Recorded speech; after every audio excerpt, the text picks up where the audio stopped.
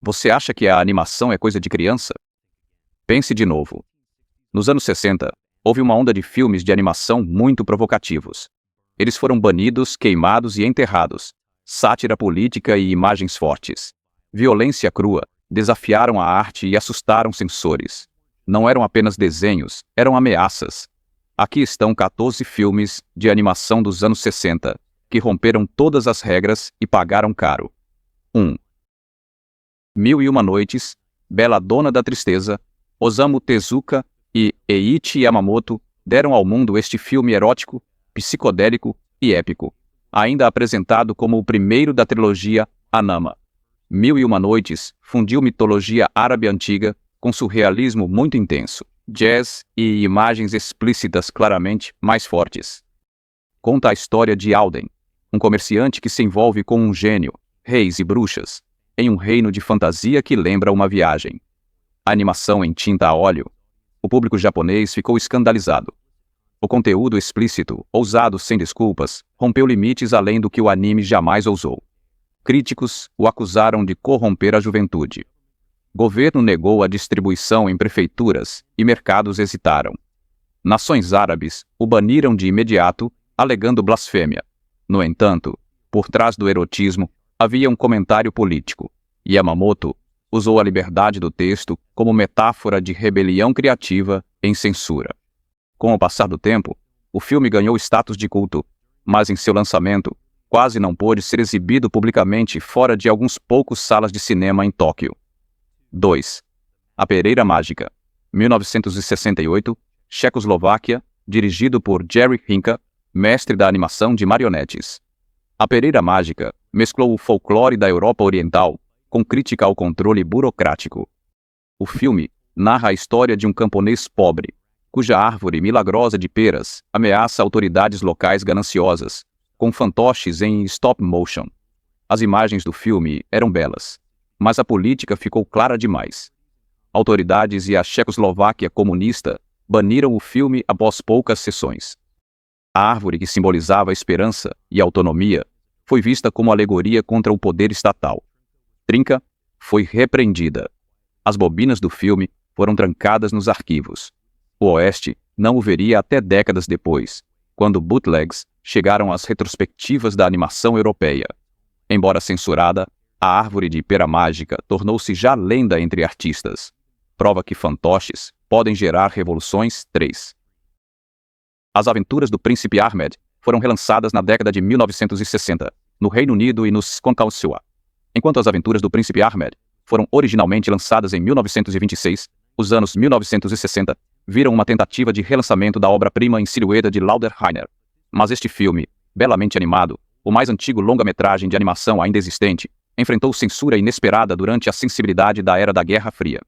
O problema é a representação da cultura do Oriente Médio.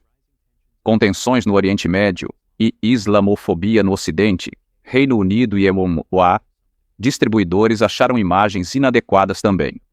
Cenas rotuladas como ambíguas, por mostrarem um feiticeiro sedutor e gênio feminino. Grupos religiosos protestaram e os filmes lançados foram interrompidos ou fortemente editados em vários mercados. Foi uma decisão desconcertante. Como poderia um elegante filme de sombras silenciosas tornar-se perigoso demais para ser exibido? A controvérsia mostrou que a arte silenciosa dos anos 1920 podia provocar temores modernos. Na década de 60, Richard Williams, futuro diretor de Who Framed Roger Rabbit, criou a Little Island como costa experimental para explorar verdade, beleza e bem. Através de uma animação sem palavras. Quando entram em choque, seus ideais convergem para a violência, e o filme encerra com uma explosão de destruição, embora seja deslumbrante e inovador. Ilha Pequena foi banida pela BBC. Sua crítica abstrata, religiosa e política, numa década de agitação provocativa. Alguns o viram como anti-guerra, outros como anticristianismo. Williams disse que era apenas uma parábola sobre extremismo, mas os danos persistiram por anos. Foi banido da TV britânica e excluído de animação.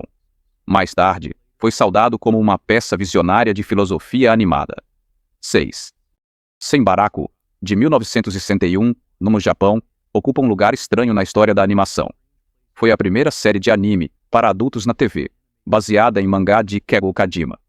Mas o que realmente empurrou os limites foi a adaptação de filme de 1961, que ampliou o humor sugestivo e os visuais ousados 10 vezes, ambientada no Japão fútil.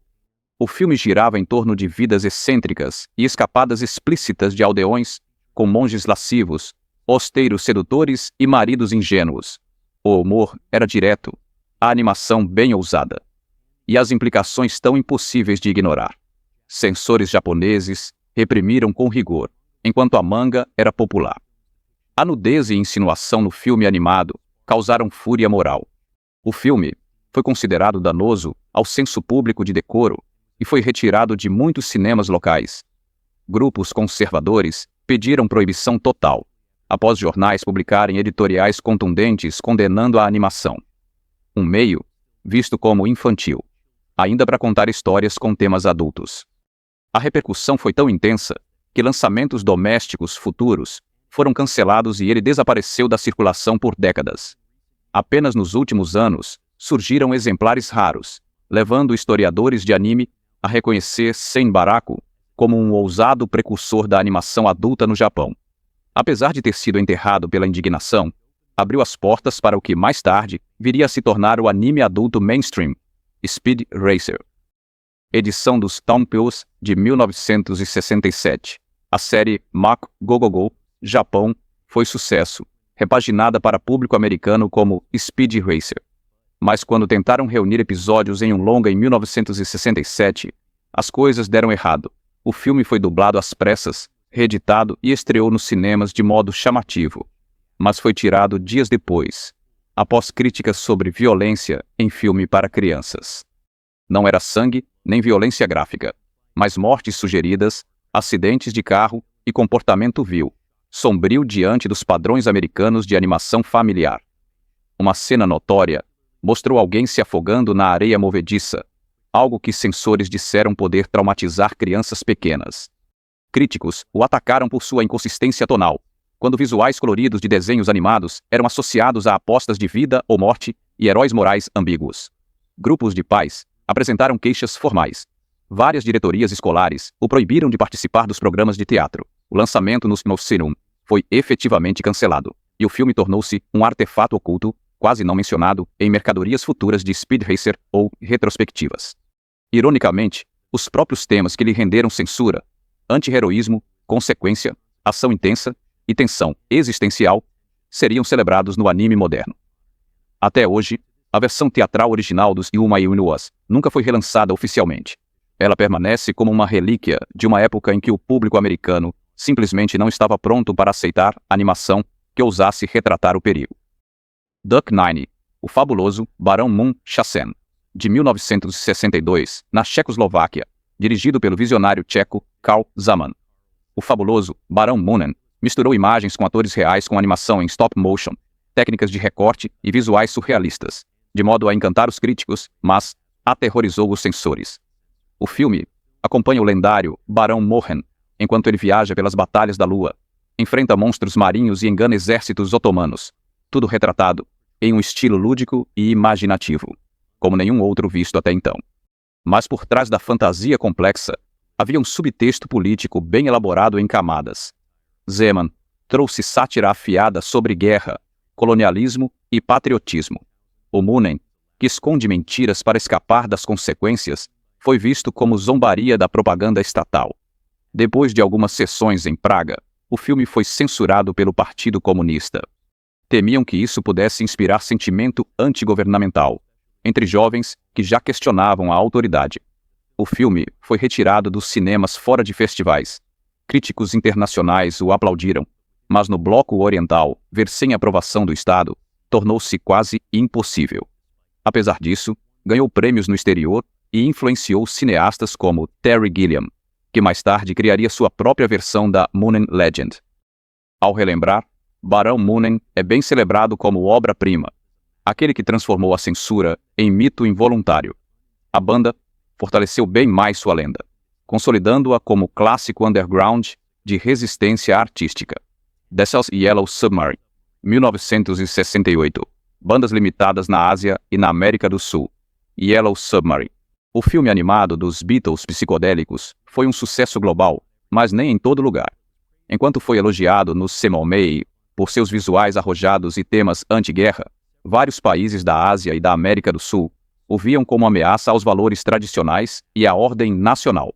Governos e países como Singapura, Brasil e Coreia do Sul impuseram proibições parciais ou totais, citando a promoção da decadência ocidental e de valores antipatrióticos. O filme mostra uma mensagem pacifista. Uma banda surreal de músicos derrota os vilões azuis com amor e música, visto como propaganda anti-establishment. À controvérsia, somam referências a drogas na animação, paisagens derretidas, monstros falantes e lógica sem sentido que espelha experiências psicodélicas. O filme não tratava LSD de modo claro, não precisava. Censores conservadores. Yellow Submarine foi viagem lisérgica que promovia rebelião pelo ritmo. Apesar de bandas, tornou ícone de culto. No mundo, cópias piratas se espalharam. Clubes de cinema o usaram como símbolo contracultural. Hoje é conhecido não apenas como um triunfo criativo, mas como uma das animações musicais mais polêmicas já feitas. Prova de que até mesmo um filme dos Beatles em animação poderia aterrorizar governos. O Homem que Plantou Árvores teve jornada difícil quando foi feito pela primeira vez em 1969, com censura no Canadá e na França.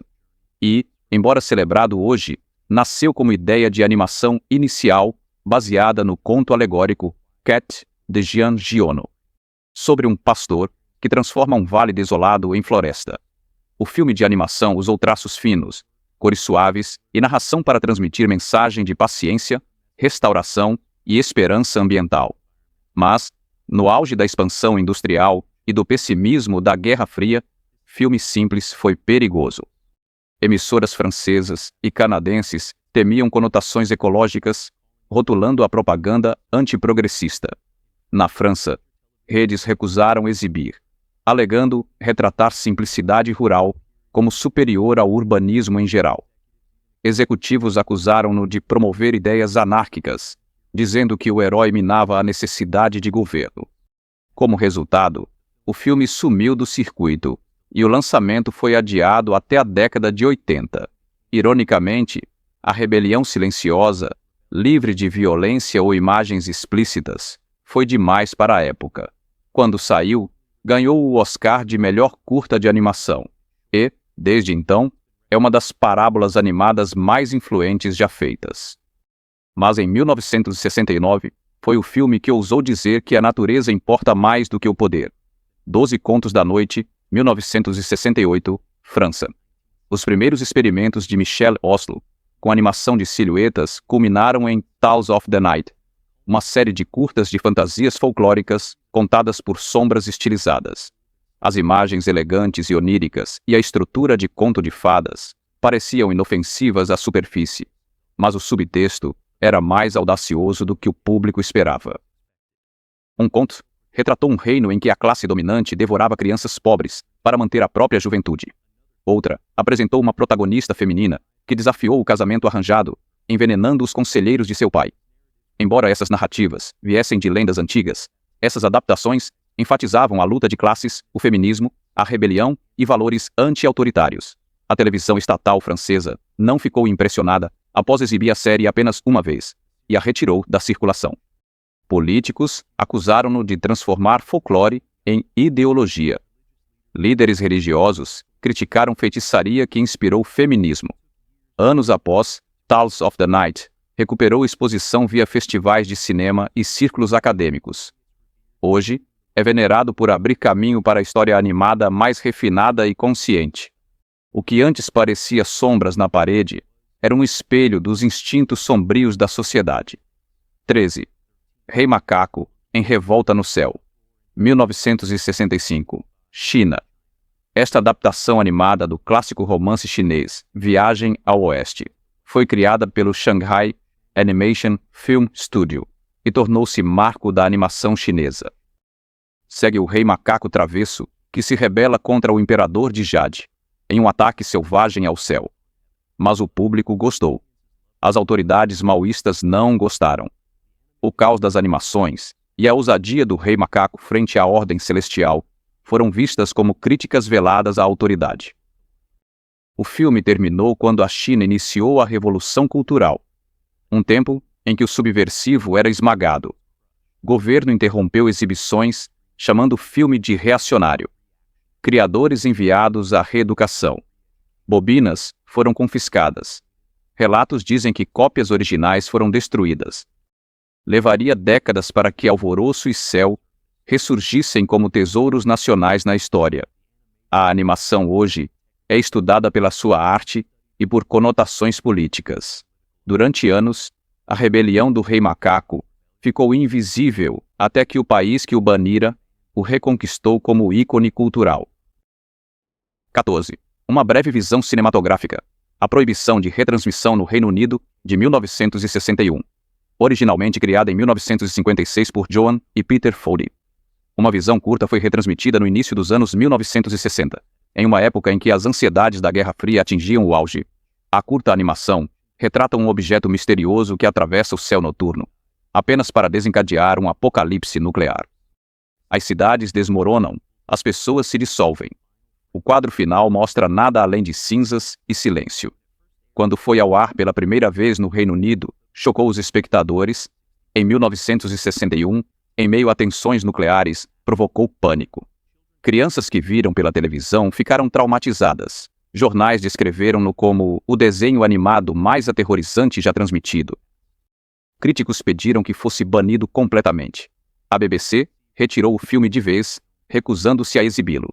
O poder do filme está no minimalismo, nos visuais secos, na narração sombria e na ausência de diálogo, mesmo. É um presságio de Doom inexorável, ainda que tenha menos de 6 minutos. Uma visão breve transmitiu o medo existencial da aniquilação nuclear, com maior efeito que qualquer discurso ou notícia. Apesar de sua proibição, o filme continuou vivo em exibições clandestinas e no ativismo anti-guerra. Hoje, é reconhecido como uma peça assombrosa de protesto animado. Comece. Em um mundo à beira da destruição, ousou perguntar o que vem depois da última explosão? Esses 14 filmes de animação dos anos 60 não foram apenas controversos. Eles eram Danny aos olhos de sua época, por silhueta, aquarela, surrealismo e sátira. Eles trataram política, guerra e espiritualidade com o único meio menos esperado para se rebelar. Qual dessas animações te chocou mais hoje? Deixe seus pensamentos nos comentários, curta se aprender algo novo e não se esqueça de se inscrever para mais conteúdos. A verdade não fica animada. Vive de mim.